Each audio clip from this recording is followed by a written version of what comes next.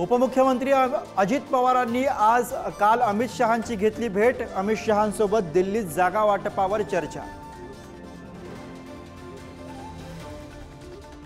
उद्धव ठाकरेंच्या 3 दिवसांच्या दिल्ली दौऱ्यामध्ये बड्या नेत्यांच्या भेटीगाठी। आज राहुल गांधी आणि सोनिया गांधींची भेट घेणार। मवियाचे खासदारही ठाकरेंना भेटणार। आज दुपारी 3 वाजता मुंबईत मवियाची ही बैठक। तिन्ही पक्षाचे नेते राहणार उपस्थित। विधानसभेची रणनीती ठरवणार।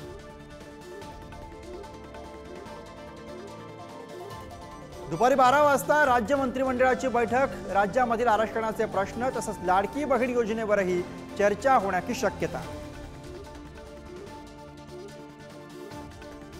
प्रकाश आंबेडकर यांच्या नेतृत्वात निघालेल्या आरक्षण बचाव यात्रेचा संभाजीनगरात समारोप। लक्ष्मण हाकेही उपस्थित राहणार। पुढील दिशा काय याकडेही लक्ष।